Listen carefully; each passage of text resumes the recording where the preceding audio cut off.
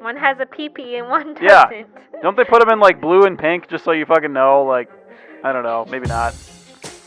Okay, so it doesn't fucking matter. Like, it happened. Okay, like they got switched.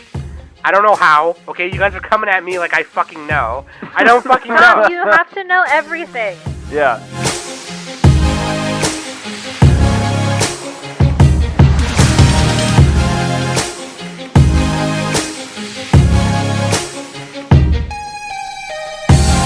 Hey everybody, welcome back to the Anime Summit Podcast. This is your favorite host for the most, Sam the Bomb, again. And of course with me is Danny. Dancing isn't manly. And Nick. Anime in the morning, anime in the evening, anime at supper time. When anime's on a bagel. I forgot the rest of the jingle. You can have anime anytime. Oh, yeah. Something like that. Oh, yeah. That was a good Anytime, one. and twice as much if it's 2 times speed. That's a good one. Yeah, twice, yeah. Nick was What about 4 times speed, Nick? Sometimes, when I'm in a hurry. Nick was about to do Nick is doing Kaioken Ultra Instinct times 2. Kaioken times 10! Yeah. Shit's funny. Dude, Kaioken was almost cooler than Super Saiyan. In Super, he does Super Saiyan Blue plus Kaioken, and it, like, almost breaks his body, like, 15 times. And then when he does Ultra Instinct, it breaks his body. Spoilers. But yeah, dude. There's, like, another Super Saiyan level above that happens later. There always is, Sam. Yeah. There always is. There always will be. But, like, Goku doesn't do it. Somebody else does it. I won't say who. But anyway. Let's fucking do it, dude. Anime Summit Seasonal Review, Part 2 of First Impressions for the spring season of 2022. Last week we covered a batch of shows, and we're covering the other batch of shows this week. It's like 20-some shows that we watched, just to see what spring has to offer. And, you know, I don't know, man. I have Hunter x Hunter to watch and stuff, and I wanted to... Yeah, same. I wanted to see if I could take it... Yeah, me and Danny, because me and Danny got to watch it so we can review it for y'all, and... Maybe I should watch the old version while you guys watch the new one. Yeah, not. And I'm saying that like we have to, but like I mean we want to because we were already watching it anyway. But like, but not only that, I promised JD I would watch it over at the Anime Brothers because I told him I would watch Hunter x Hunter if he would watch Fruits Basket. Oh, for sure. Yeah, dude. I don't know. We'll Fair see. is fair. But Fair like, is fair. But now I'm thinking Nick, like, man, there's more. Rebuilt. There's more spring shows I want to watch now after this batch. So it's like, I don't know. But yeah, dude, let's just do it. Links.animesummit.net. You can find all the links right there. Where to join the Discord and where to follow, where to listen. There's the Spotify link, Apple Podcasts, Google Podcasts link, YouTube. So, give us a review. Give us a like on Spotify. leave a YouTube comment if you want. Yee. A lot of the YouTube comments is always like, Oh, God, they're still uploading. it's like, oh, love you guys or whatever. And then on the one episode that Nick finally came back on, you know, after having the computer problems a couple weeks ago, somebody was like, oh yeah, Nick is back, let's go. But yeah, dude, like, oh yeah, well, we should read those more often for sure. But yeah, dude, spring 2022 listener question of the week. Wait, hold on. I just wanna point out that we did some Mario Kart on Saturday, and I totally beat Nick, and I have proof. Danny cheated. I saved it. I did not Sam? cheat. I did not cheat. Sam taught Danny like the Sith duo that you are. I did And not I'm the cheat. Jedi. I did not cheat. You know why? It's I because got I you- didn't have I got you the fair and Bowser square. cup cart yet. I didn't have my I got cup you. cart. I got you fair and square. Just wait till I get the all gold Mario set, Danny. Yeah, whatever. I'll drive right off the fucking Whatever. bridge. Whatever. Come play Mario Kart with us. Yeah, we might have a couple more people this week. Yeah. Yeah, we've been playing games on Discord and stuff, so. Yeah, dude. Especially if Sam shows up. Yeah, sometimes I haven't been showing up lately because I've been busy. Okay, I'm doing shit, all right? Jeez. And she's sicky. Yeah, plus I was sick, so I'm Yeah, so, we don't want to catch a cold. I feel better. I feel better, a little better this week, obviously, than I did last week. But yeah, dude. Listener question of the week. What do we got? All right, let me pause my episode here. Okay. I'm watching a show that I forgot to watch as we're recording, like a true podcaster. Okay, the listener question is from King of Telluride and is, who would you use in a Pokemon battle? You have to pick 6. Have we done this one already? No. Maybe we did. Maybe we did like favorite Pokemon, but we didn't pick 6 of them. Yeah, this might be a long answer, so I'll try and I'm just gonna say it. I'm not gonna say why. I'm just gonna say the Pokemon, but it's pretty straight up. So I would have Ursaring, Pancham, or the evolved version of Pancham, Beware, Beartic, and all the bears. And yeah, that's good. And then all the bears. And then Urshifu, and then all the bears. And then Incineroar, which is one cat, one kitty. Yeah, that's what I would have. All right. You got it. What about Danny? Vaporeon, Golduck. Oh, you're gonna be a Misty. You're gonna be the water trainer. No. We're gonna do Miss Magnus, and Chandelure, and oh my god. Vaporeon, right? That's 5, or that was 5, right? I think so. Alakazam. There we go. 6. Dang it! Is there a bucket Pokemon? Oh my god. I don't think so. Is there? It's weird because Pokemon There's are an ice becoming cream Pokemon. Pokemon are becoming so weird now that like legit there might be a bucket Pokemon. So I had to stop and think for a second. My first one is Vanillite, or Vanillish, whatever one is the best one. And then everything else from Pokemon Unite. Second one is what? Sorry, Nick. You could have Ditto. Ditto can turn into a bucket. That's true. All right, and he can copy what you're doing and just troll. So okay, we got Vanillish, we got Ditto, we got Shuckle, we got Gengar. Is that 4? We got Machamp, and then let's see. I'm scrolling up the Pokemon Unite list here. I just got because I don't know enough Pokemon. Oh god. Oh, Serena. There we go. Let's go. Zarina. I got the ice cream Pokemon. I win. The ice cream Pokemon. Yeah, Nick would have the ice cream Pokemon. They got to put that into Pokemon Unite. That'd be fucking hilarious. They got to put more Pokemon in Pokemon Unite. They're adding like 1 a month. It's like, I get it. Not only that, but Pokemon Unite it needs some. It needs a lot of work. It needs some nerf on some of the Pokemon. Like, geez, because I played, and I even played ranked, and I normally don't play rank on certain. You might as well online battle kind of show kind of games, and like I was fucking neutralizing people on it. I was just like, this is not. I mean, this is fun, but this isn't possible. Why? It's baby's first MOBA. It's like League of Legends times like 0.5. Yeah, it's like a Diet Coke. Dota. Yeah. It needs to get majorly nerfed. Yeah. Well, no, that, yeah. I know a lot about it. I don't want to get into a Pokemon Unite talk. Yeah. Yeah, you, Danny, and Kai can do another podcast on that some other time. Anyway, Danny, what about Waifu and Husbando?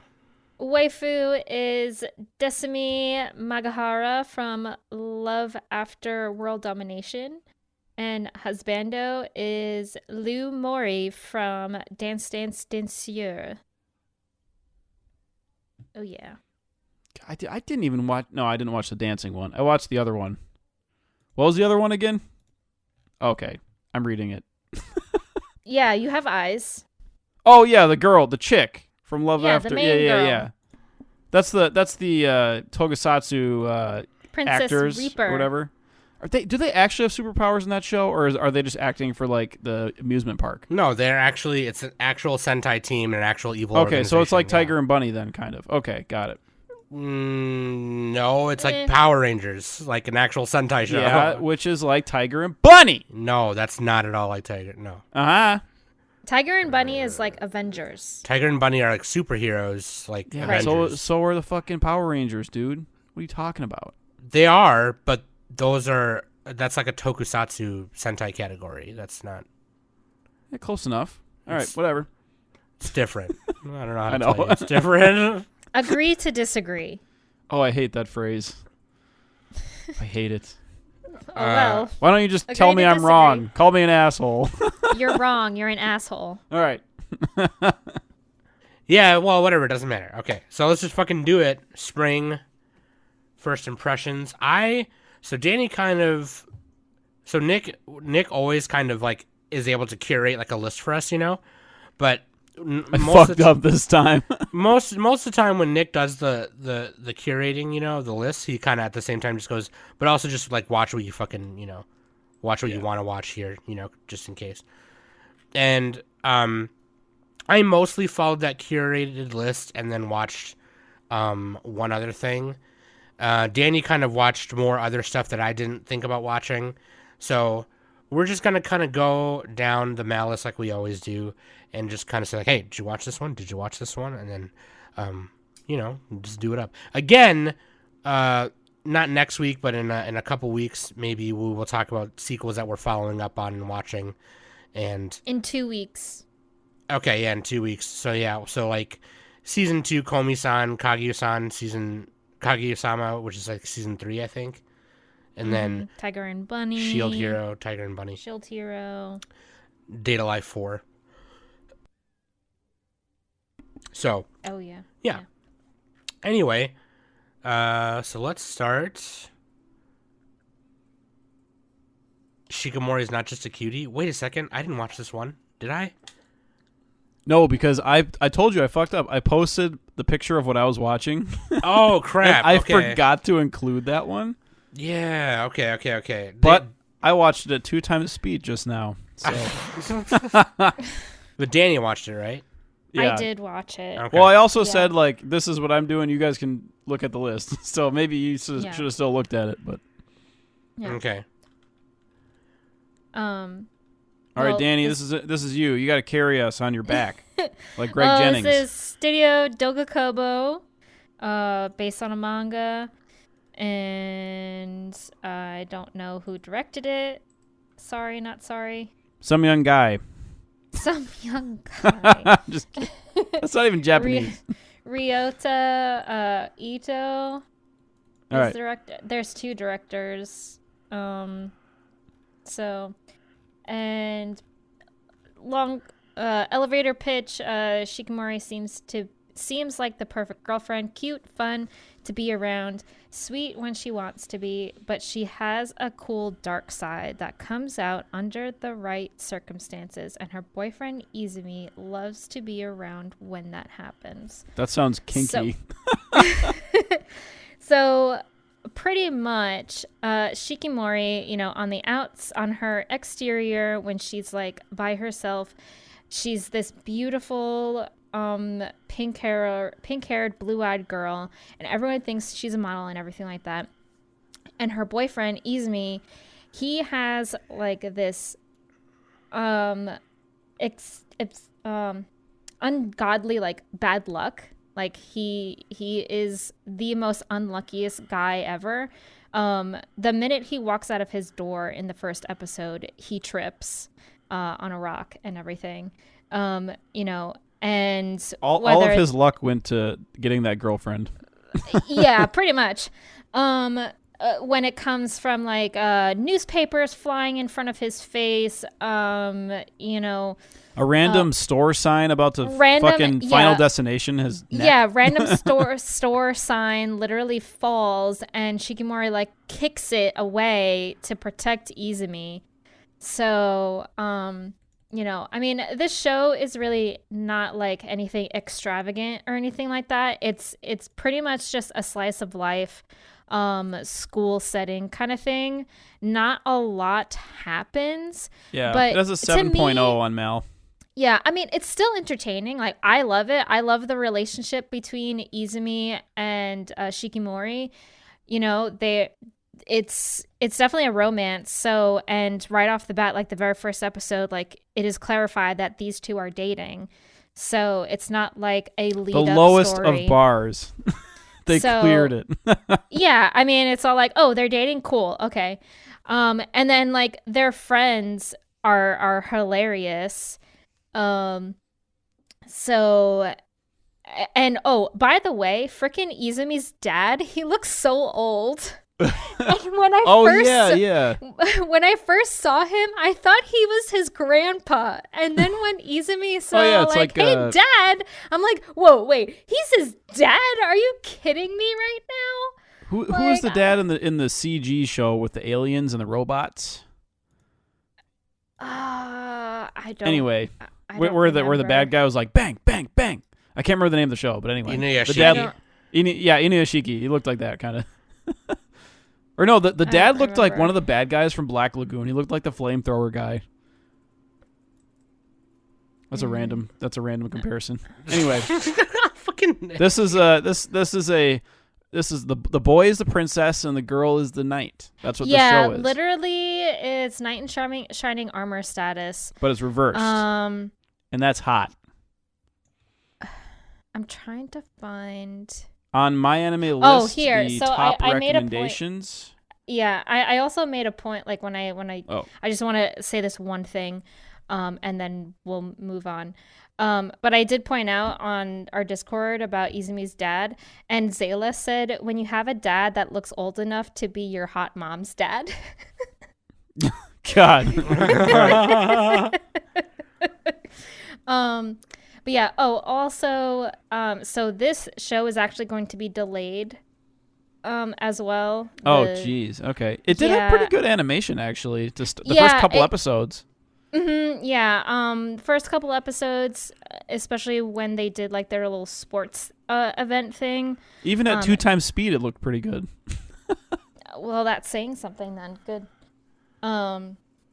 Yeah, I did read that the show is going to be delayed. So this coming week, there isn't going to be an episode. The following episode will come at the end of this month, so the 28th, because the show usually airs on a Saturday, so it'll be airing. It'll continue to air the following Saturday. So yeah, and it looks like if you like this show, you'll also like Witchcraft Works, which I have not seen that one yet, but I've heard of it. That's on. I think isn't that this season too? No, Witchcraft Works is from 2014. Oh, okay, never mind. And Momo Curry is another recommendation. And also, it's kind of like the Darling, not Darling in the Franxx. My Dress Up Darling. I mean, it's a tiny bit like that, where the girl's like, My Dress Up Darling is a little bit more entertaining it's different. Versus yeah. this. So this one, that one's better than this one, but I would say it's a little bit of a mixture with Hiramori. Because it's more of like that subtle slice of life kind of thing. Horimiya, yeah. It's definitely like literally nothing really extravagant happens. So I mean, aside from like when Izumi boosts Shikimori's confidence and her cool side comes out. Like when they went to go bowling and at the volleyball. Bowls like a perfect game or something. Yeah, or almost a perfect game. Like also at the volleyball like tournament thing that was happening at their school, she won that. So anytime really when Izumi says like you can do this, Shikimori, her like literally her cool side just she blushes, snaps in, and like she's like, well, now I can't lose because the boy is the girl and the girl is the boy. Yeah, and that's why she's best girl, because she's like a boy. All right, moving on. All right, Aharen-san wa hakerenai. Aharen-san is indecipherable. This is like Komi-san a little bit. It's kind of like that. It's kind of funny. This is Studio Felix film. Ooh, High Score Girls, another one too. which they haven't done too much. But they are working on MF Ghost, which I'm excited about, which is an Initial D anime or like a Oh shit. or not. It's not like in the same world or whatever. It's a totally new story, but it's like a new racing by the same writer. Anyway, that's beside the point. Aharen-san, dude, beginning his first year of school, Matsuboshi Raido wants to make friends, starting with the cute, tiny, and soft-spoken Reina Aharen, who sits right next to him in class. Unbeknownst to Raido, Reina shares the same sentiment, but she has a problem. Awkward and timid, Reina is incapable of determining how chummy she has to be when approaching a person. Due to her complete inability to gauge personal space, the two struggle to spark their unlikely friendship, as even the simplest tasks, like talking, seem impossible for them. Yeah, no, this is really fucking funny. It actually is pretty funny. Yeah, she doesn't have a problem talking or anything like that. It's just she does talk really quiet and is really shy and timid. She's the low talker, like from Seinfeld. But when it comes to like personal space, she gets like super close and is like she's a low talker and a close talker. Doing one nice thing towards her, she's like, "Oh my god, okay, so we're friends, right?" So like, you know, and it's really funny because, and another reason it makes it really funny is because Raido is actually this really tall guy, you know, and she's size difference. Yeah, she's also just really short. She's like a super short. There was another show from a couple seasons ago like that. It was like a working show.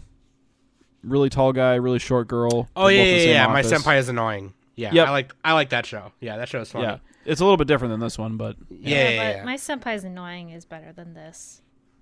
I think My Love Story. I think My Senpai is Annoying is a little funnier than this. A little better. Yeah, this one is just like another school comedy like Shikimori. Yeah, where it's like everything's in the school and like it's just like it has a very low ceiling, but it's still pretty decent though.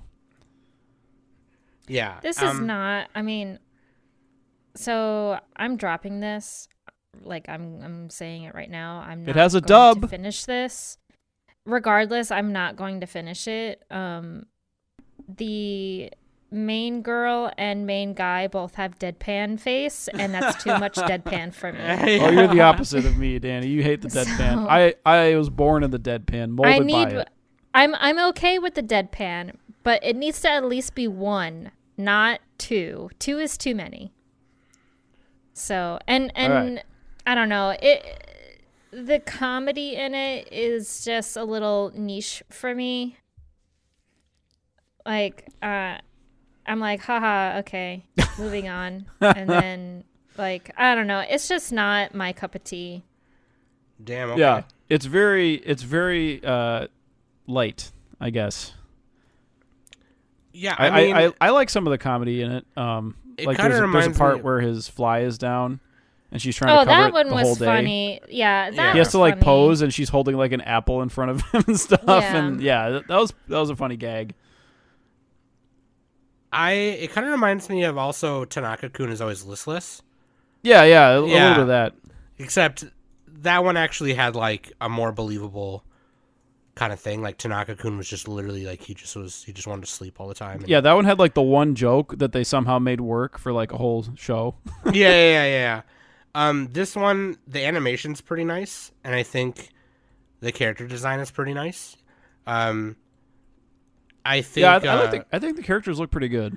A lot of the comedy is just like misunderstanding kind of comedy, you know, because of Aharen-san. Yeah. If you like that kind of comedy, then it's funny, and the way they execute it is pretty funny. But like a lot of people would probably watch this and be like, "Oh, this is just like Komi-san, whatever." You know, so it's just like.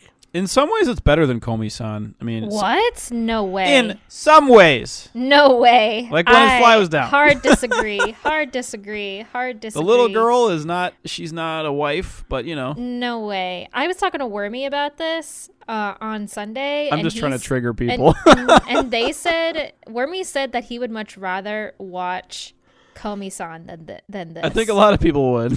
Just look at the scoreboard on my anime list.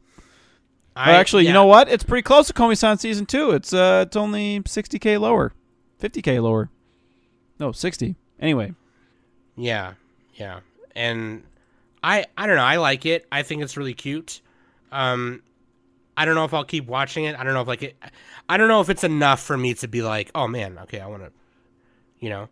I'm pretty sure it's gonna be one of those things where like it's each a snack episode, anime. It's a snack. Yeah, it's gonna be one of those things where they kind of introduce a new character each episode, and then you kind of whatever, you know. And I don't know. Yeah, we'll see where it goes. I hope it doesn't like peter out, because like the first few episodes were actually pretty decent, but right. With comedy shows, it's hit or miss sometimes. Right. So we will see. I do think, I thought it was really funny when like they were trying to figure out a way to communicate with each other. And this is labeled as an Iyashike. Like a feel That's good. hilarious. Yeah. And there was like, okay, well, what if we make contact like, you know, like we do physical touch in a way where it's like, you know, whatever. So she's like headbutting him, and she's just like kind of flying at him, and it's kind of, that was kind of funny. It was kind of stupid, but yeah, I don't know. I would say give the first couple episodes a watch. I have the same sentiment as Nick. I'm afraid it'll peter out. It might, you know, who knows how long you can carry that, you know, joke or that kind of whatever, but we'll see. But yeah. Nick, did you have another thought, Nick? Or I'm sorry, I kind of cut you off. No, Sam. I'm Operation Unthink at all times. Okay. By the way, sidebar, everybody watch Killing Bites, because that's where that comes from. I literally think of the phrase Operation Unthink. I think of that like every other day. That's really funny. Summertime Render. Oh, here we go. Summertime Rendering. This is the thriller of the season. I didn't watch this. Oh, you would like this. I know I would like it, but it's not on Disney Plus, because Disney has the rights to it. And are they doing all in one? No. So I've read a little bit into this, and it's only available on Disney Plus in Japan. That's how I watched it, by the way. There hasn't been like a international release yet. So hopefully they don't do the Netflix mistake and just like hold it in jail until the whole thing is done. Because this is the kind of show that would really benefit from like a weekly release, because it's a thriller. Yeah. So people want to speculate on it. I just feel like when companies like Disney and Netflix in particular, when they get rights to anime, they have it in their minds that people are going to just want to watch the English version of it only. So they try to like cast all these people in order to do that, and then just throw it at you. So, but they could at least. I don't really want to get into that. They could at least drop it in like chunks, you know, kind of like Arcane dropped in like 3-episode chunks. Maybe they could do that. Anyway, I flew to Japan and I watched it there, and I gave the director a shoulder massage and gave him a tip. Okay, that's how I watched the show. There, now I'm moral. But yeah, Sam, you watched it, right? Yeah, I did. And it's really funny because like the vibes I was getting the most from the show. First of all, this is Studio L. It's 25 eps. Are going to be 25 eps, and like Danny said, it'll be like a Disney Plus thing, which is going to be which is crazy to me because given the context, this is not a very Disney show. Yeah, no, it's crazy. It's like Higurashi, pretty much. HBO Max, and all these other streaming sites, you know, they're trying to all grab anime now. So, I feel like this would be a good on HBO Max over Disney. I definitely would agree. Yeah, but it's a cartoon, and cartoons are for kids, Danny. Now let's go watch her at Tsukudoji. So basically, no, it's not. So basically, but that was actually a thing back then. They put that shit in Blockbuster, and they're like, "Well, it's a cartoon. It must be fine." It's anime, yeah. Just put the VHS right next to Dragon Ball Z. What? You never seen an exploding human before? What are you, shy? But what are you, shy? But yeah, basically, this guy returns to his hometown for the funeral of one of his best friends, and some fucking weird shit is going on, man. Okay, basically, without spoilers, the show is like Higurashi mixed with ReZero. If you know, then you know, kinda. That's kind of a mini spoiler saying that, but you know. Well, I mean, they explain it in the first episode, but basically, it's there's these things called shadows, which is a copy of yourself, and they're coming to kill you, the real self, and then copy everyone else to replace you. Or don't trust anyone, not even yourself. Yeah, and and so the main character, he dies, and he's able to like he wakes up right before he like arrives in town, and so like there's that's what Nick meant by ReZero, because like return by death or whatever. But like that's the mystery part that we're trying to unravel right now. So he's kind of like uncovering more things as he goes along, because he can kind of call what happens next. But things start changing when he starts doing things different. So obviously it's not going to be the same every time. So it's like, what do you fucking do? So now it's just kind of a mystery of like, okay, well, what the fuck? Obviously, this is clearly some fucking crazy shit happening. What the fuck is happening? Who's who and why they're copies? And if anyone has seen, like, the movie Us by Jordan Peele, it's kind of like gives, like, those vibes as well. Oh, dude, I love Jordan Peele, man. I haven't even seen his movies. I just love the skits they do. Us is actually really cool. People didn't like it because they thought it wasn't as good as Get Out. But I heard that was one of the best that came out that year. Get Out was really good, yeah. And Us kind of, I think because people wanted to find some kind of underlying message in Us, like the apparent ones in Get Out. But anyway, it doesn't matter. If you like those movies, I think this is like kind of the mystery and paranormal parts of it are similar to those. Yeah, and it looks really good too. The big thing is like the production is really great on this show. It's by OLM. And yeah, the animation is on point, like all the time. Like they got the hair details everywhere. They got like all the lighting effects. They have really good sound design. It's just like really good package. That's what she said. Yeah, the sound design is really good. The animation is really decent. I think Studio OLM is doing a really good job. I don't know the staff on it. I haven't seen the staff list yet, but like I do like the way Ayumu Watanabe is the director, and Hiroshi Seko is the script. They build like the look of the town really nice, so you kind of start getting an idea where everything is as things kind of go on, which is really nice. I really like that. And I really like the storyboarding, and the character acting is really good because it kind of emulates some shots from like those nighttime, creepy town horrors very nicely. So, yeah. How does this... Okay, the director is also directing Komi-san. The same season. How do you do that? It's chief director. I know. I think that must be a different thing. You mentioned this earlier, I think. I think last week you mentioned it. They're both OLM, I guess. Yeah, the same studio. They're stepping aside. This guy is like the main director for OLM, it looks like. He's done a bunch of stuff. He did Major, Komi-san. He did Space Brothers. This guy's a good director. Sheesh. Yeah. I like it, so I'm going to keep watching it. I think Danny would like it. When it comes to D+, if you want to wait for that, definitely do that. I think it's really interesting. It's kind of a nice, fresh show in my mind. What if he came back one time and all the people had mustaches? What do you think of that? That would scare the shit out of me. Like the girl's like, she turns around all dramatic and she has like a huge fucking bushy mustache. Okay. Right. That didn't happen, but it'd be funny if it did. Right. But yeah. This is like, out of the ones we watched of this batch, I think this is the best quality.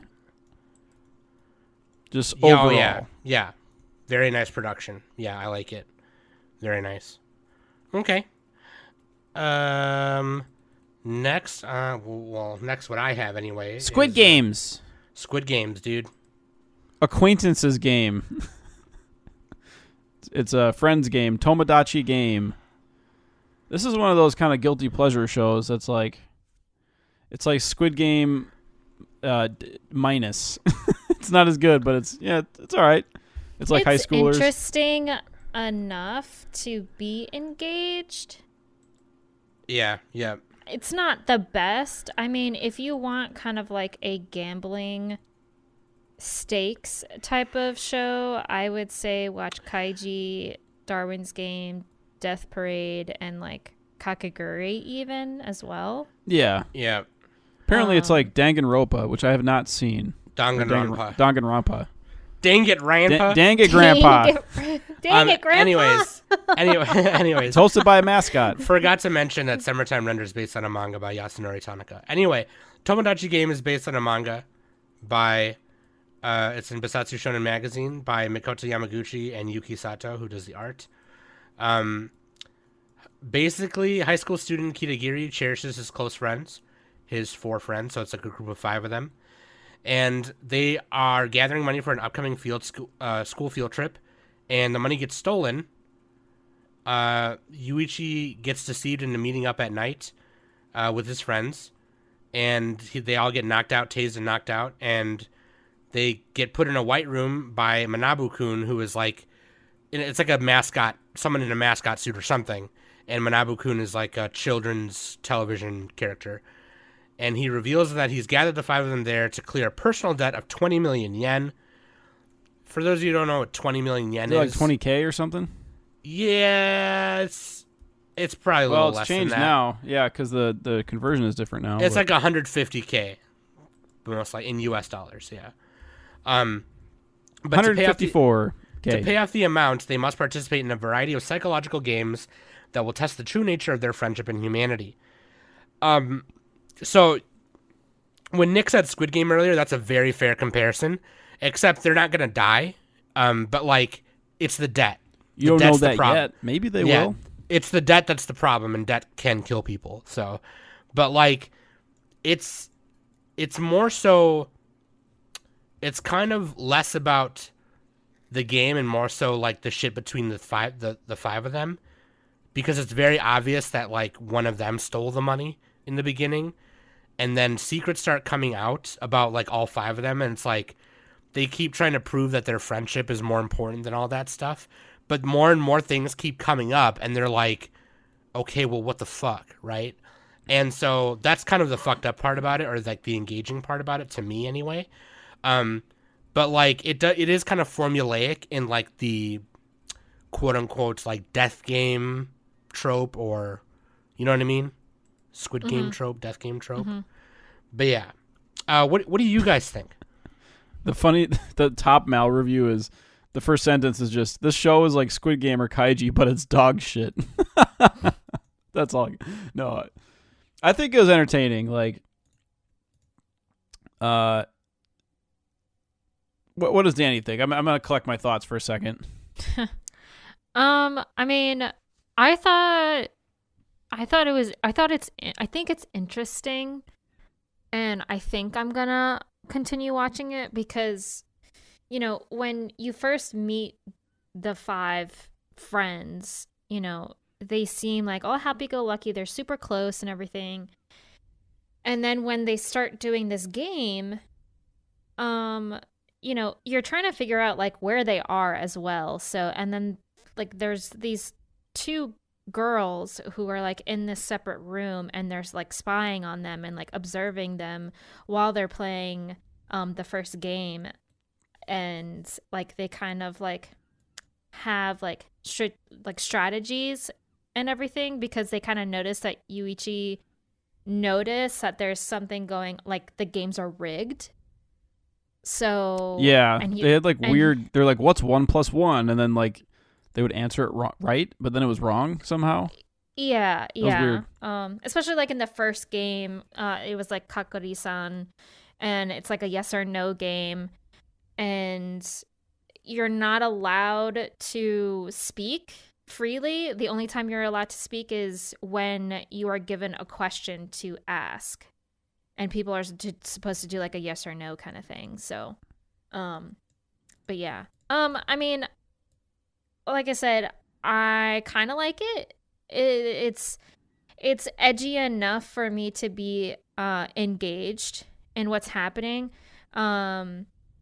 especially like with the friction that is going on with the 5 of them, especially I think it was in episode 2 when they go up on the route, like when they move on to the second game, and it's like they're supposed to say like negative things about each other and stuff, and some like dirty laundry kind of got exposed on certain people and stuff. So and you also find out like who threw out that dirty laundry in a way, and that kind of was like, ooh, now I want to know what really happens.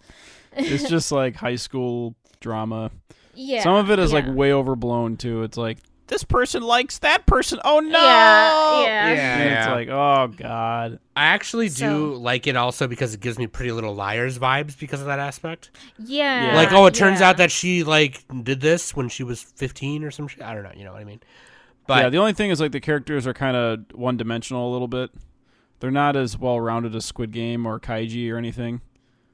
Yeah. So that's like the biggest problem. Like if you're in a not a death game, but like this kind of game, you want to care about the characters. So that's like the biggest flaw.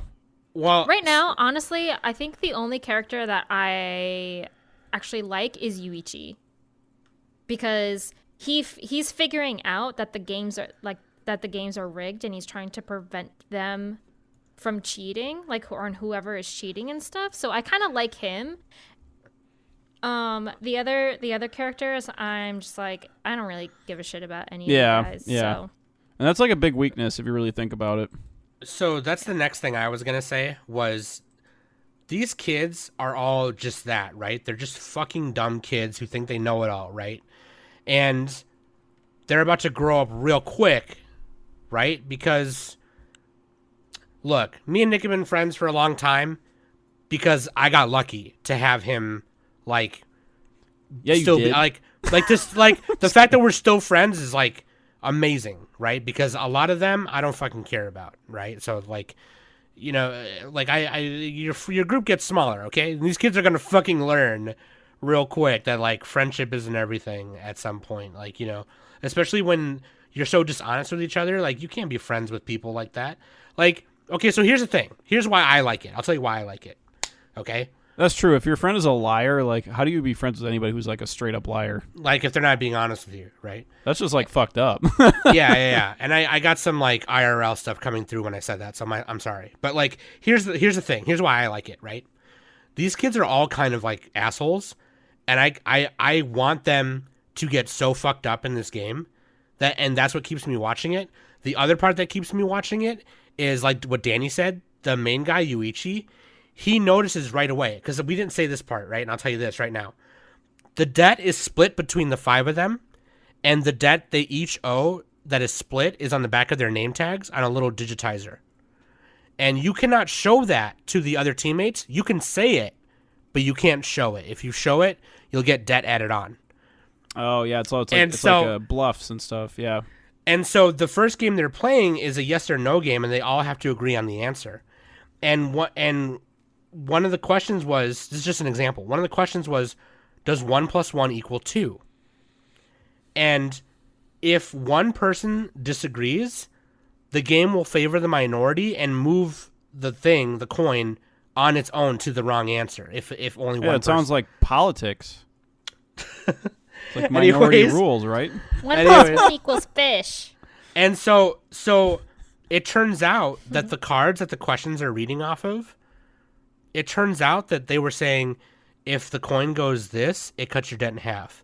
If it goes to this, then the game will be over. So if they give the wrong answer, then they can lower their own debt. So then I thought to myself, okay, when the one guy with the glasses pointed at his name tag, he pointed at his name tag because they weren't supposed to talk unless they were reading a question. And I thought, oh, you know what? They're all going to agree with each other to go, hey, let's all make it the wrong answer on purpose, and one person to the minority, so we can each cut our debt. Yeah, it's like Prisoner's Dilemma. Yeah. But then Yuichi figured out right away that the last card didn't have that stipulation. So it was just like, anyway, I don't want to explain too much, but like, that's just like the interesting kind of twisty part about each game and how they have to deal with each game. It's not as simple as just, okay, play this and then you win. They're throwing things in there to make each other like fuck each other up, and that's why I like it. So anyway, sorry, I kind of rambled too much, but you know what I mean. That's what's going to keep it interesting for me. Not really the death game aspect itself or the trope itself, but like the intricacies of each game and getting them fucked up is what's going to keep me watching it. Yeah, I think. Dude, you gotta watch Kaiji already, Sam. Come on. Okay, I'll watch Kaiji. Maybe we'll do a review on it. We should all watch it. I put Kaiji on hold. I started watching that's an all-timer. Hold. Anyway, we gotta move Putting on. on the podcast. Yeah, let's move on. Sorry, I rambled. Kaku no Inazuki, also known as a couple of cuckoos. Couple of Cuckoos. This is 24 episodes. Studio Synergy SP and Shin Ai. Let me just say, this has the worst title of any show this season. Couple of Cuckoos. Yeah. Best title of this season is Your Boy worst. Kong Ming. That's the best. Yeah, that's a pretty good title. Yeah, that's a good one. This is in Shonen Magazine Weekly by Miki Yoshikawa. But basically, what happens is this dude named Nagi was switched at birth. And so his parents tell him, hey, you were switched at birth. We're going to go meet your biological parents and their baby that we switched with today at dinner. Oh, okay, shit. And then on the way, like, after school, some shit happens, and Nagi meets a girl named Erica. And Erica's like, hey, can you be my fake boyfriend for this thing? Because, like, I have to go to this thing later, and my parents want me to, like, they want me to do this arranged marriage thing. And if I tell them you're my boyfriend, then it'll be fine, right? So they take fake pictures throughout the day, and then they're like, oh, shit, I'm late for dinner. I gotta go. Okay, I'll see you later. Okay, cool. And they later go to that dinner, and it turns out that it's each other that were switched at birth. Oh, what a coincidence. And that's the marriage that he was going to arrange, yeah. But then it's also fucked up, right? Because it turns out that the girl who was Nagi's sister is like, oh, it turns out that he's not actually my brother because she likes him. Gross. Nice. And then, Ew. And then the other girl, there's another girl at school who Nagi also likes on his own. So it turns into like a romance square. Oh, it's like it's a square quadrangle. Okay. Quadrangle. First of all, like, okay. It's the trash. premise of this show. It's really dumb premise. That's dumb. Like, why would you switch your children at birth? Did they Okay, switch but a boy and a girl too? That's a real thing that happens. That's true. Never trust the doctors. That's a real thing that happens. Never. Yeah. I mean, I can understand maybe accidentally, but Yeah, it was an accident. It wasn't on purpose. Wait. Did they stupid. switch? Did they switch the boy and the girl? Because how do you fuck that up? Because they probably gave birth, like, I don't know. Yeah, but it's They a don't boy really and it's a explain girl. it. One has a pee-pee and one Yeah. doesn't. Don't they put them in like blue and pink just so you fucking know? Like, I don't know. Maybe not. Okay, so it doesn't fucking matter. Like, it happened, okay? Like, they got switched. I don't know how, okay? You guys are coming at me like I fucking know. I don't fucking know. You have to know everything. Yeah. Maybe maybe he has a very small pee-pee. I'm not even defending the show. Like, I just fucking, like... He's got a I'm micro just telling you. I'm peen. just telling you what happened. We're just being silly, Sam. Okay. Anyway, And babies don't deserve rights. I don't know how it happened. It just fucking happened. But like, yeah, it wasn't even that funny. It was kind of a weird way to set up a harem, or not harem, but like Basically, it's a harem. Yeah, romance right? triangle, whatever bullcrap. That's the theme of this is harem. Yeah, like it's not even that funny. Like, and now the one girl Erica does start to like him or something. I don't know. Yeah, this is just a generic harem, honestly. Like, it is a dumb premise, but it's just the best harems have like weird sci-fi shit happening, like weird like supernatural stuff, like Monogatari. You know, you need something like that. Okay. The silence. You guys are like, I haven't seen it. Because I just like, I think you just meme the toothbrush thing too much. You know, it's just, come on, dude. Like, No, it's just like it's crazy supernatural shit happening, and you're all just, the characters like, are really your smart. idea of romance is the toothbrush scene. No, that's the only thing you know. But like, yeah, no, it's exactly what Nick and Danny said. It's whatever. That the only unique thing about it is like the switched at birth thing, and then it turns out that they met each other beforehand, and then some shit happens, and like it gets to a part too where like her dad, or really Nagi's biological parents, buys them a condominium to live with each other for like a month or something. Oh, and he's like, if you guys are gonna get married, you guys got to get along, so just chill here for a month or something. And because they're like really rich or whatever, but like, and then accidental walking on you while you're in the bathroom, comedy trope, whatever, dumb stuff. Accidental on purpose. If you want to watch a good harem, watch Nisekoi. Okay, that's a better one. Nisekoi is, it's not even comparable. It's like way better. Nisekoi is really good. Yeah, and plus Love Hina. And Love Hina, and the animation in Love Hina and Nisekoi is also way better. The animation in this is like a little bit below average. It's this show has a higher score than half the shows on the season too. Couple of Cuckoos, which is weird. Yeah, I don't know. Maybe I don't understand why it's called a Couple of Cuckoos, but there's a harem. Wouldn't it be more than two? Couple of Cuckoos, Cuckoos. Is it pronounced cuckoo or cuckoo? One flew over the cuckoo's nest. That's what I kind of imagined because they're like the vision. Yeah, the key visual is like they're like in a bird's nest. Anyway, it's not that good. There's better funny romances out there, I think. So, I don't really like. Okay, here's the thing. Here's the main thing. You don't fucking care. I don't fucking care who the guy ends up with. The characters aren't that super likable to me. They're not doing a good job of building anyone. So the only characters I like are the parents because they're hilarious. Yeah, the parents are pretty funny. Yeah, and those are the wrong people who are supposed to be likable. So, all right, let's move on. They shouldn't even exist because it's anime. Who are we kidding? Right. Love After World Domination. Koi wa Sekai Seifuku no Atode. This is the only romance that you need to care about. Power Ranger romance. Power Ranger romance. This is based on a mango chutney that appears in Shonen Magazine Monthly, art by Takahiro Wakamatsu and story by Noda Hiroshi. This is legit. This is hilarious. It is the Red Ranger of the Gelato Squad, the Gelato 5. There's a red, green, blue, yellow, pink, and red. What flavor is he? He's strawberry. Strawberry, yeah. Aren't strawberries pink? They're kind of red, I guess. They're kind of red, yeah. Yeah. Starburst strawberries are pink. But, like, anyway, he falls in love with the leader of the Gecko Society, the Gecko evil organization, and they start dating. And it's funny because, like, they'll get in a battle, right? And then all the Gelato Rangers fight with all the henchmen. And then him and her go off, and they're like, "Let's battle over here." And then literally they're like having a date, and it's like, oh, whatever. And then so like when one of the other like rangers or henchmen or like the news copter comes over, they immediately improvise and go right back to fighting, and it's really funny. And it's like they have to keep it a secret from everyone, obviously, because it's like, oh shit, the leader of the heroes and the leader of the villains are, Romeo and Juliet, whatever, some bullshit. Forbidden love.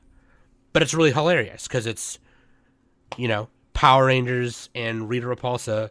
It's like, really fucking funny. And the way they do it is just hilarious. Like, it's just... And at the same time, they're trying to figure out, like, they're at the beginning steps of their relationship, right? So they haven't, like, really kissed or anything like that. And... that's going to be, like, a whole event. Yeah. Just like the whole event of them trying to hold hands. Yeah, and then by episode episode 2 and 3, they're able to like just hold hands and be fine. But like there was a part where like she was like they were trying to hide behind like some container things, from like that come on boats, Yeah. And a shipment dock. Yeah. And they had to fake it or whatever. And then when the news reporter left, she was like all upset, and he's like, "Oh, I'm sorry, like don't be upset." And she's like, "Can you just like take me on a real date? Like I want to go on a real date." And it was really cute, and it was like, "Oh, like." Yeah, and then he had no idea like what a real date was. Yeah. And they like freaking went to the gym, and had like power protein bars and stuff, and like the yellow gelato ranger like called up Fudo because she was drunk, and because Fudo asked Misaki like, what do you do on a real date and stuff, and Yeah, he did all the wrong stuff, but he it did worked. all the wrong stuff, and like Misaki called him up and was all like, yeah, remember that like whole first date advice that I gave you? Yeah, that was all wrong. Yeah. So Which was fine, because then, like, she loved it anyway. But, like, but like, beside that, it was just, like, I really like everything else about it, though, as well. And, like, the studio is Project Number 9, and I haven't looked at the staff, but, like, some of the art can get a little janky. There's a couple times where, like... Yeah, it's not the best animated show, to be honest. Actually, it's animated pretty decently. I'm talking about like certain frames, like there'll be where a character stops and like the eye is like janked a little bit. That's what I'm saying. I'm talking about like the art on the cell. The animation is actually really Okay, pretty whatever. decent. I'm saying all of it. Okay, yeah, Nick doesn't know what he's talking about. So like the animation, like they actually animate like whole ass fight scenes and choreograph fights, which is really cool. And it's actually pretty decent too. It's not really super choppy or anything like that. And also the character design is really cool. I think the Gelato 5 actually looks like, they actually look like a legit, like it actually looks like an actual Sentai squad. Yeah. It doesn't look like some fake anime thing, which this is a fake anime thing, but like it doesn't look that way. And also Culverin Bear, the this is why it's your animated season right here. The number 2 henchman, Culverin Bear with the big guns. But yeah, I think the comedy in it is pretty funny, trying to hide the romance and stuff. Anyway, sorry, I'm gonna ramble on too much because I love tokusatsu stuff. I love bears, and I think the romance is really cute. So you guys, go ahead, go off before I talk anymore. You said it all. I think we got to get moving here. Yeah, you pretty much said I'm gonna it. keep watching this one. I'm enjoy gonna it. keep watching this because I really like it. I mean, it's romance, so I'm totally gonna watch it. So And it has a dub, and the girl sounds a little weird in the dub. Not gonna lie. I don't know. I like the dub. I think it works pretty well. It works well enough. It's good enough. Okay. Sorry everyone. Okay. God damn it. Culverin Bear 10 out of 10 show. Don't even need to watch. Okay, here we go. Wait a second. Oh, okay. The Executioner and Her Way of Life. Showcase Shoujo, No Virgin Road. I don't know why. How does that translate? I don't know why that's such a different title than yeah. This is based on a light novel by Sato and Mato. For everybody who hates isekais, this is your show. Yeah, exactly. Yeah. She kills the isekai protagonists. That's what she does. Yeah. It basically Maybe it's about I should this, watch it then. It's about this girl named Menno, and she is a high priestess for the Lord Faust, and what a name, Faust. Yeah, the kingdom, or like the royal government or whatever, they keep summoning people from other worlds to come over and do shit, and the Fausts believe like that's gonna make the world a worse place, so she kills them as they come through. But she comes across one chick who came over from Japan, and she's got this pretty crazy power. Hermit Purple. She has a pure concept, which is time. She has the pure concept of time. She has the reading Steiner. And so she kind of heals people by turning back time. And so she can't really kill her because when she tries to assassinate her, the pure concept just reminds her being killed and she's fine. So then she has to take a 3-day trip to the church to like get rid of her in some other way. And so she's kind of growing to like her a little bit, and it's crazy. But yeah, what do you guys think? So Danny didn't watch it? Yeah, Danny, what do you think? No, I didn't watch this one. Oh man. So, but maybe I should. It does pull a fast one on you. Since it makes fun of isekais. It doesn't really make fun of it. It's kind of a serious show. No, it's a super, yeah. But It would have been interesting to watch it if you had no idea what it was going in, because episode 1 you think that the guy is the main character because it's like in his head a lot, and it turns out she just fucking murks him at the end. Spoilers. We're a little past spoiler point at this. We're doing this late in the season, so it's okay. But yeah, I'm interested to see where it goes. Let's see. I watched this one at 2 times speed. Not gonna lie. This has a lower score, 6.8 on Mal. So I'm curious why it's a lot lower than some of these other shows. Yeah, but like Nick said, it is adapted from a light novel. So right, like it has those light novel vibes. You know, a lot of light novels nowadays are like fantasy isekai things, and it pulls a sneaky on you. Like you legit think it's about this dude at first who gets isekai'd over, and he's like, "Oh yeah, sweet, I got reinvented into the world, trying to discover my power." And then Minot comes and is like, "Okay, you think she's gonna be like the sidekick chick that meets him there or whatever, right? Like Aqua." Nope. She's the main dish. She's the main beezy, and her job is to literally murk these people coming through, so they don't disrupt the world. And yeah, because they're like too powerful. Like they would end up fucking up the balance of everything if they could grow stronger. So that's kind of the deal. Yeah. Oh, I like her sidekick actually. I like the chick's sidekick. She Momo. They communicate. Is it like telepathically or something? With the ether, yeah, it's like a telepathic power. Yeah, the ether. Yep. And so that's pretty cool. Like they have different like strategies and abilities that they use to depending on the target. So yeah, the way they use spells is pretty cool. Yeah, I don't know why it's a lower score than these other shows. It's not like I don't think it's worse than these other like generic shows. No, yeah, no. It might not be a lot better, but it's like it's not like worse. So I just noticed that when you said it, I was like, yeah, what the hell? I personally think it's really interesting, and I'm kind of curious as to see what happens because like obviously Minot is starting to kind of garner some like not feelings, but like as she learns more about Akari, the girl that she's supposed to take to get executed because she can't kill her. Is like they're starting to kind of spend more time with each other, and now some shit's happening. And then you got this other big bad bitch named Ashna, who's like the princess of like the kingdom, and she's actually like this really badass like swordsman and spell user. And oh shit! And the animation's not bad. JC Staff. I think man, they did. Everyone hates them for the One Punch Man debacle, but they do okay work sometimes. I think they do pretty okay. I think. Some of the staff who worked on OPM, One Punch Man and Don Machi are working on this one. I think I have to check. I didn't check, but they did a really good job of emulating that light novel style into the characters. You can definitely tell. I mean, right away because of the story, but like you can definitely get that vibe when watching it as well.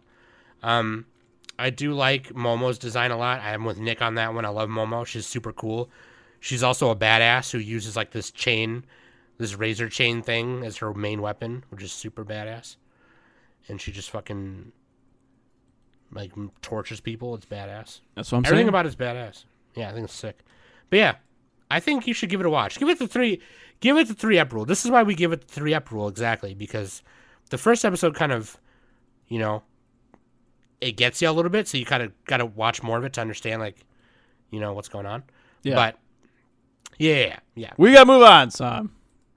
I mean, I only took, like, 3 minutes, so I don't even know why. That was 20 minutes, Sam. It wasn't. People hate it when you do that. I know, I'm just kidding. Okay, let's move on. So, what do we got here? Did you guys watch any of the Ashi? Anybody? Danny, maybe? I watched Ashi. That is the soccer one, right? Yeah. Yeah, I did watch that one. It's really good.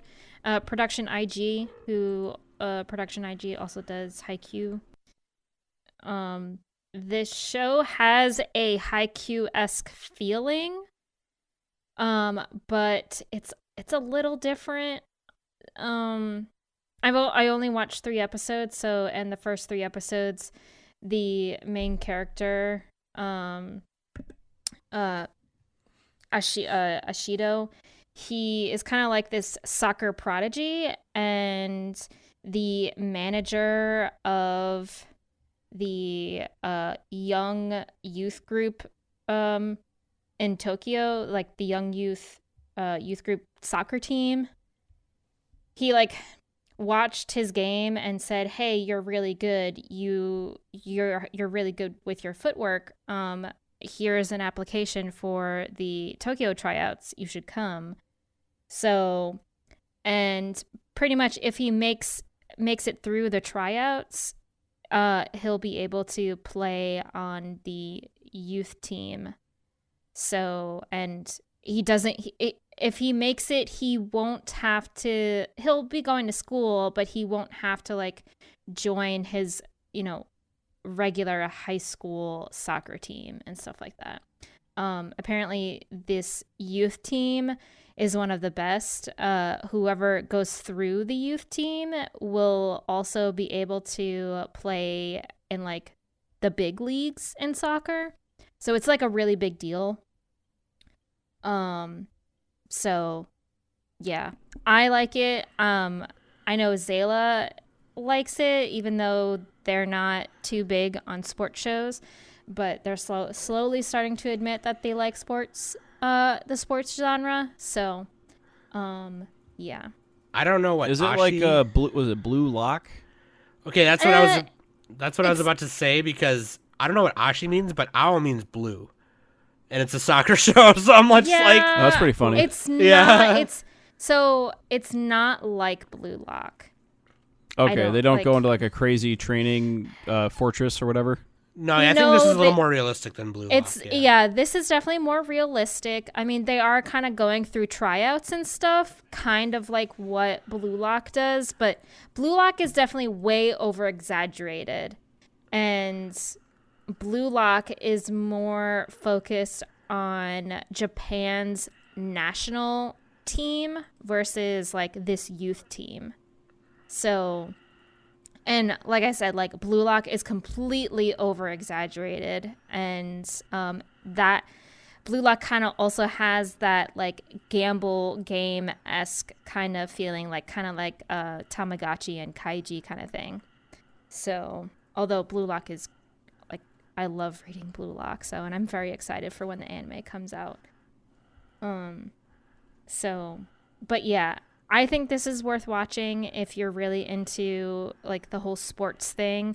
It's definitely one of the best sports shows that are out this season. There's another sports show that's out, Love All Play.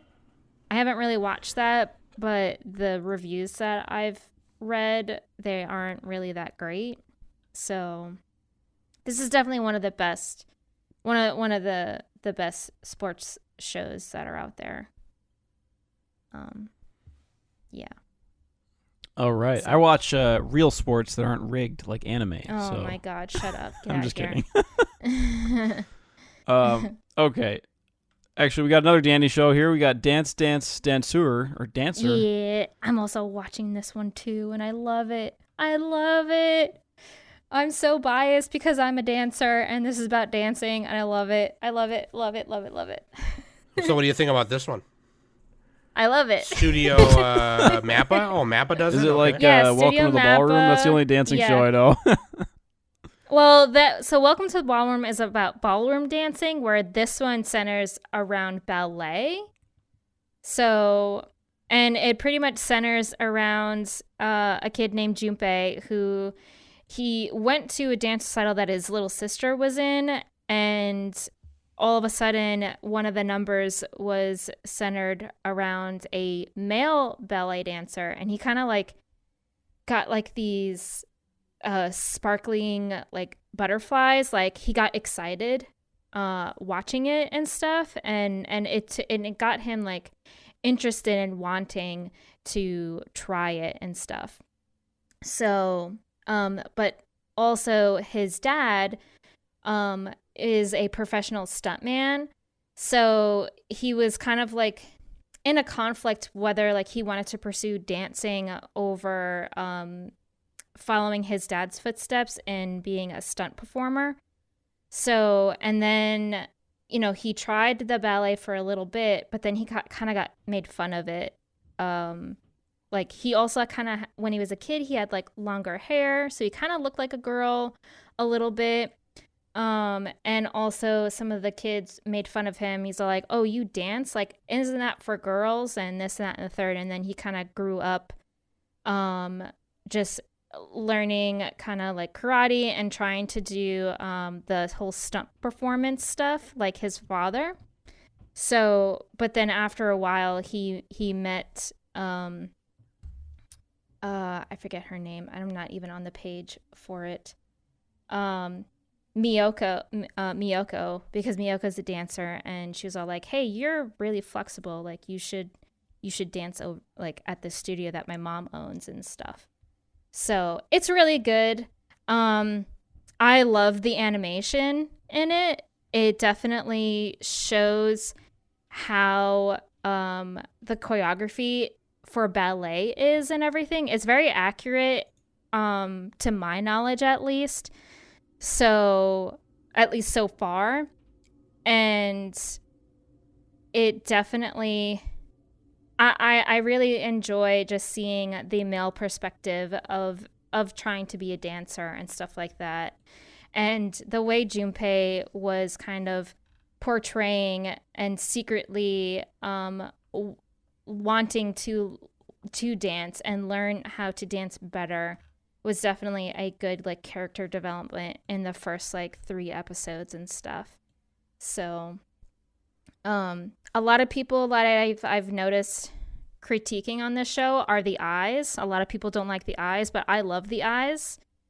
Yeah. So seems very the art style, I mean, like with the eyes or whatever. Mm-hmm. Very shoujo looking. Like, kind of Tokyo Pop era shoujo looking. Yeah. I think I'd like it, but okay. Like I said, I love it. I'm biased for it because of the whole dancing aspect. So sure. I'm not gonna say anymore because I've talked too much about it. It's got a higher score than a lot of other stuff, but yeah, that could be good. Let us know how it is.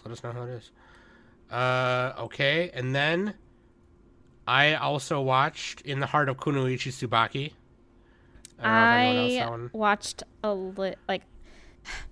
little bit of this, but I couldn't get past episode 1. I don't blame you. So it's basically like it's marketed as a shonen. Studio Cloverworks. It's a comedy based on a manga chutney. Yeah, it's a comedy or shonen or whatever. It's in Gasan Magazine by Shoichiro Yamamoto. It's this isolated ninja camp or ninja clan, and it's all girls, and each clan has a team, like kind of like Naruto. There's a team of 3, and they're teaching. There's this teacher, I forgot her name, the main teacher's name, but she's teaching all the girls, ninjutsu, and she's teaching them that men are dangerous and scary, and if you ever see a man, don't try and fight him, run away. They're dangerous people. They're brutes. The main character Tsubaki's like, yeah, but like, But I feel funny when I see them. I feel funny when I see them, because Tsubaki, I think they don't say the age of the girls, but like, so each team has a leader, and they're the leader. cherubic. Yeah, each leader is older than the other 2. I think Tsubaki is like 12 or 13. Like she's starting to get those feelings for, whatever. And her 2 teammates are like, they're kind of rambunctious and ridiculous. One wants to eat all the time. The other one is very schemy, very like, wants to do things on her own, not be treated like a kid, even though she acts like a kid all the time. And Tsubaki is like, oh man, like, why do I keep thinking about men, and are men really that scary? And all of a sudden she starts getting like funny boy crazy feelings. And then, spoiler alert, in episode 3, it turns out that that's a lie, and they are just lying to the girls about men being scary and whatever. I figured that out in episode 1. Yeah, like, whatever. So, and all this in the setting of all of this hooliganism is in a ninjutsu training clan school thing, which is really cool. It's just a bunch of girls doing ninja shit, and then, you know, this whole kind of overarching story about like, oh men, oh.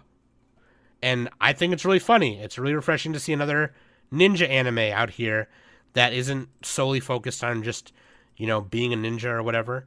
There's this whole other like kind of girly comedy aspect to it, and I think it's really cute. And the fight scenes that do happen in it are pretty sweet. You know, you get the fire-breathing jutsu shit happening and throwing ninja stars, and just basic ninja lore shit that you see in, like, you know, fictional fantasy ninja stuff, you know what I mean? Transformations, cloning, things like that. Really cool. I think it's really cute. Do I think it's, like, super amazing? I don't really know yet. I think there's going to be more to it as, you know, we go along. The first 3 episodes, you know, the reveal didn't happen until, like, the 3rd episode. I do really like, the teacher's assistant. I forget her name, but I just really like her design. I don't know why. She's got like these yellow eyes and she's kind of deadpan kind of. Konoha Sensei is what her name. But yeah, I also like Ohana is the teacher. I do like Benny Sumomo, who's like, she's working really hard to be like this really strong ninja, and she really is really strong, but she wants to give like the attitude to everyone else that she just is like inherently talented when really she's not. She actually works really hard to like become that way. Anyway, I think it's really funny. Give it a watch. It could be, I'm thinking it's going to get better. It's getting a little better each time. Yeah, I only got the first couple eps, unfortunately. I mean, I don't know if Nick will enjoy it particularly. You know, Nick might think it's boring. And that's not a slam on him. I think that's just the show, because it is kind of slow at some points. It is also one of those shows too where they kind of divide little stories up here and there. Like there's like a little, you know what I mean, kind of slice of lifey in that sense, where it's like this part of the episode is about this, and then the next part, and then there's little titles at the bottom, you know, when it happens. But yeah, anyway, I like it so far. We'll see. And then did anyone else watch Healer Girl? Ooh, I did. I didn't. This was interesting. This one's sweet. It's like you either really like it or you really hate it. It's a musical anime. It's the only genre is music. That's it. It's an original anime. Yeah. This is by Studio 3 Hertz, 3HZ. 3 Hertz? Pretty sure HZ is Hertz, right? Yeah, Hertz. That's what I always thought it was. I don't know. This is, who's it written and directed by? Directed by Yasuhiro Ire, and script is by Noboru Kimura. And since it's an original, that matters a lot more. So with Healer Girl, they are basically like songstresses that heal with their music. And it's a bunch of girls that are in like this school, and they're training to be, to use the vocal medicine. And they can use that to treat like injuries and health conditions and all that other stuff. And they use the power of their voices. It's kind of like, it's not like Symphogear, but they use singing as like their form of fighting or superpower, pretty much. Yeah. And I mean, I've only seen the first. They're doing that like why they're fighting, and then for here they're like doing it while they're The song is supposed to heal. Yeah. Yeah, the song itself, the animation changes and like brings them into this like other world where they're like, you know, the person getting healed is they call it an image.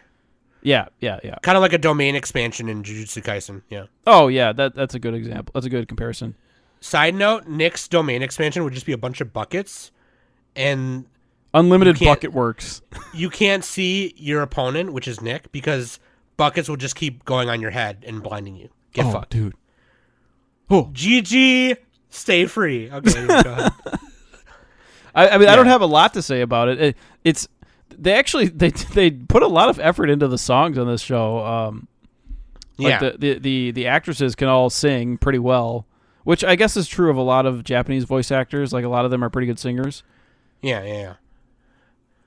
This is an interesting one. I haven't watched a straight musical anime in quite a while. Yeah. I really liked it too. And the animation's really nice. You know, that we're getting a lot more shows recently nowadays where the animation's great in this show. Where characters are constantly moving, constantly acting. They're not just static with their mouths moving. You know what I mean? I wonder if also it's because of the pandemic they had more time to work on stuff, but I don't know if that's true. So, or maybe the technology and like the workflow is getting a little bit more efficient somehow. Getting a bit easier, you know. I know I'm a guessing, lot more that's animators. wild speculation, but a lot more animators are speaking out. That could be part of it too, you know. yeah, but I mean, hopefully, you know. I really like there was a cut in the second episode where they were trying to ease the pain of a pregnant lady. And, Yeah. And they went into the domain, and when the domain starts fucking up or the song stops working, the domain reacts. They're like falling from like the crumbling hilltop thing. Yeah, that was the cool. image or domain starts reacting negatively, and so like the floor was crumbling beneath them and shit. That was crazy. Teacher comes in and she like the second she starts singing, like the world just like explodes in color and stuff. And explodes into a green field. It was so cool. Fucking turns into the Windows screensaver. I was like, dude, perfect. Windows screensaver. I really like what I like the most is the design of the three main girls. Fuji, Kanafuji, Reimi. Reimi is my favorite. Hibiki. Yeah, Reimi she's super cute. When they're at the sports fest and they're like racing each other and they're singing as they're running, it's like so like extra. I like how Reimi is like obsessed with their teacher or Ria, Dr. Ria. She's like in love with her and it's really funny. And this reminds me of Arya a little bit. There's a lot of similar dynamics. Yeah, a little bit. They go to wake her up and Ria thinks that it's the kitty that's waking her up, so she like goes to grab and hug her, but it's actually Reimi. And then Raimi's like head is kind of on her chest and she's like, oh. It's really funny. But yeah, like other than that, the concept is really nice. The animation is really nice. The art is really nice. 6.93 on Mal. This is, I mean, I get it. I guess it's kind of out there. The concept. It's not something you normally see. Now I want to see the reviews on Mal. Like, what is the deal here? What's going on? Yeah, true. All the reviews, like the top like 5 reviews are 9 out of 10. I mean, I really like it. I mean, maybe it's because it is a musical show that turns people off. Maybe I don't know. Yeah. They recommend Nanan Biori, Healing Good Precure. Yeah, but with I think Arya should be on that list too. But with this type of show, it's an original, so this is really gonna depend heavily on like how they manage to utilize their resources, like when they're creating it, because how they handle the rest of it. It could definitely just like crash and burn. Hopefully not, but I could see this one getting like a delay randomly because it's like they gotta fucking make shit up like. That's hard. So, right. I mean, hopefully it goes smoothly. That'd be nice, but we'll see. Right. Yeah, I like that one. I'm gonna keep watching that one. And then, did anyone watch anything else? I watched one more thing after this, and that's about it. I was gonna watch Bubble and Vampire in the Garden, but are those movies? Forgot. No, they're ONAs on Netflix. I thought Bubble was a movie. Bubble was a movie, I'm pretty sure. Is it? No. Yes. I think it's also an ONA, but it's also a movie. It's it's one. I mean, it's 100 minutes, but it's a 100-minute episode. There you go, Danny. They put it as an ONA, not a movie. Oh, Vampire in the Garden is like a mini. It's a mini Vampire series. in the Garden. I think it's like 5 eps. Yeah. Production on it's supposed to be really nice. The Bubble is by Wit Studio, and it's. I mean, Vampire in the Garden is also by Wit Studio too. Oh, is it? Okay, yeah. I didn't realize. Yeah, they had to put Attack on Titan on hold so they could do these things. But yeah, Tetsuro Araki is the director. Oh for Bubble. Shit! Yeah, I'm watching that. That guy's crazy. He crazy. Yeah. He's like. I noticed that there's like certain directors who just work with the same studios a lot. I guess that makes sense. Yeah. But it's like. Yeah, Tetsuro Araki and Kyoji Animation. Yeah, and Kyoji Asano is chief animation director, he's the director for Attack on Titan, Psycho Pass, Spy Family. So, no, that's I thought that was Araki, isn't it? No, he did Death Note. No, I said chief animation director. Oh, my bad. I misheard that. Yeah. Okay. Sorry. And I didn't mean that he did not do Kyoto Animation. I was just saying that Kyoto Animation has a lot of the same directors. You mean Wit Studio? No, a lot of studios have that. Where it's like you'll see a studio, they'll do a show, and they'll have like one of like 3 directors who does it. Oh, okay. Well, yeah, I was just saying. 3, I was just saying Kyoji Asano is director, yeah, chief animation I was director comparing for Bubble. him to that. So sorry. I know sorry, he doesn't okay. work on their stuff, but yeah. Oh, gotcha. Sorry. But yeah, and then Geno Ibuchi does the script for Bubble too. Oh! So, yeah, pretty cool staff. The Butcher, but it has a 7.37 on Mal, so it has a lukewarm reception. The Butcher. We haven't seen it, so maybe we'll talk about it if we watch it. But yeah, I also wanted to watch the other one Danny mentioned too, Vampire in the pot show. Also lukewarm, 7.2. Netflix does a lot of these things. Ooh, Spriggan's coming out. Yeah, Spriggan. That's I'm not excited till later for. though. That's like more of a summer. I thought it was going to be a fully CG thing, but it's not. So Tiger and Bunny 2. Tiger and Bunny 2. Bastard. So the other one I did watch was the Black Rock Shooter Dawnfall, and I was a little disappointed. I mean, I like it because it's Black Rock Shooter. I love Black Rock Shooter, but I thought it was going to be like another actually more fuller adaptation of the original story, which was about a high school girl named Matoi, and then it's not that at all. It's actually about the world of Black Rock Shooter, which is in this dystopian future, Terminator style. Robots are taking over, human hunting, that kind of shit. So, yeah, I don't know. I will watch more of it and give you more details on that later. Because I only watched one episode of it, but yeah. What about you, Nick? Is that all you watched too? Anything else? Or? Yep, that was it. That's all I got. Okay. I just realized there's a Takagi-san movie coming out. Yeah, I wonder if that's going to be the end of everything or what? I don't know what that is. The end of Takagi Galleon. Takagi Galleon. I'll tell you what, my favorite OP for this batch was actually Summertime Render. I really like that OP. That was cool. Yeah, that was a cool one. I might say Tomodachi Game for me. I don't know. Oh, that was good. Yeah. I'm just gonna say that blindly. I actually haven't combed through the list thoroughly. Oh, but okay. EDs, I didn't really watch any of them. I was kind of on a roll. Yeah, I was speeding through a lot. I actually like Kunoichi Tsubaki opening too. I think that's really cute. I like the way that is. It's the song is really upbeat and just shows all the girls. It's the perfect rounded opening. Shows all the girls doing their thing and being ninjas. Oh, you know what I actually like? Well, Healer Girl had really good music, but Aharen-san. Healer Girl. Yeah. I can't pronounce this girl's name. Aharen-san. That OP was actually pretty good. That OP is really good. She whispers at the end. It's like, oh. Yeah, that is the perfect. Reminds me of the first opening of Komi-san and the opening of My Senpai's Annoying, which is I like OPs where they whisper or EDs where there's a whisper at the end or the beginning or something. It punctuates it. Mm-hmm. And the animation was really nice too in that OP as well. And the song, it's I'm going with that one actually. That's my OP right now. Let's go. Yeah, perfect. Good. What about Danny? Danny, we're talking over you. Yeah. Anyways, my favorite ED. No, just kidding. Wow. Fuck you. Sorry, bitch. Go ahead. So I mean, Slut?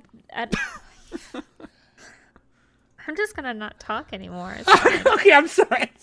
Go ahead. I'm sorry. Go ahead.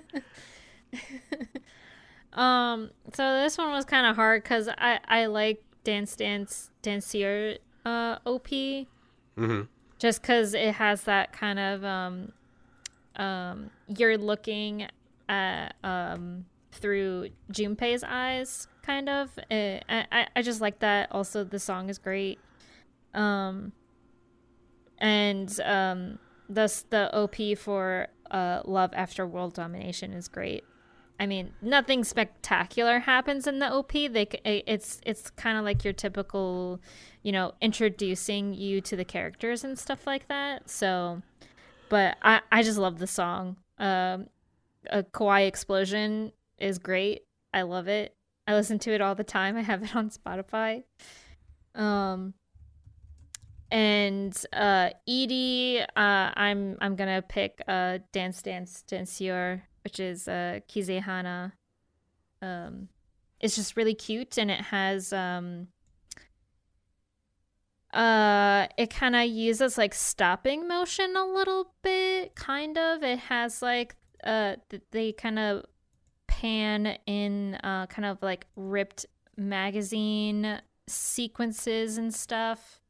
So, yeah, I mean, again, nothing spectacular happens in it. I just like it. I love the song. So. Yeah, I'm watching the ED right now. It's a it almost looks like it's like a collage, really. Yeah. It almost looks like you're watching an animated collage, or like yeah. Actually, this is exactly what this is. It's like stop motion collage. Yeah. And then with animation on top, it's like slight animation on top of it, which is really cool. Yeah. Yeah. So. Very creative. I like that. Yeah. Okay. Yee. Okay, well, shit. I'm gonna go make my watch list now. I was hoping to have a light spring load, but I guess not. I guess I'll take the whole load up my ass. Yes, that was a cum in my butt joke. You're welcome. Large loads. I will take the whole load in my ass. Or as Nick likes to sing every once in a while, put it in my ass, just put it in my ass. That was a while ago, yeah. Yeah. It's catchy. No, dude, it would be like, we would like be like, okay, I'd be like 3, 2, 1, and then Nick would just randomly be like, put it in my ass, just put it in my ass. I'm straight. Anyway. Yeah, Nick is, Probably the straightest person ever. Let us know what you're watching. Let us know if we missed anything, and we can cover it for you. Again, we're going to cover some of the sequel shows in a couple weeks. So, do we want to say what we're doing next week? Huh? Next week is another Smackdown, so get hyped for that. Some of you patrons already know what kind of Smackdown it is. Actually, some of you in the Discord in general might know what kind of Smackdown it is, because we've been talking about it for a long time now. But, just a little hint for you. Me, Nick, and Danny will be, doing a little transformation before we start the Smackdown, if you know what I mean. Yee. That being said, hope you guys are excited for that. Summit Prism Power! And, yeah, dude, it's going to be legit. But, yeah, let us know if we missed anything and you want us to cover it later on. We'll definitely do that. Let us know what you're watching as well in the comments or on Discord, wherever, on Twitter. That being said, I love you guys very much. Thanks for your support every week. And I've been Sam. That's been Nick. That's been Danny. And we've been the Anime Summit Samcast. Samcast? Did I really just fucking say that? I thought you did that on purpose. No, my brain is actually fucked up today. This has been the Anime Summit Danny Cast. There. Oh, okay. Danny Cast. That's fine. Well, I'm not mad. Nick's like, okay, I get it. You guys talk more than me today. That's fair. No. This has been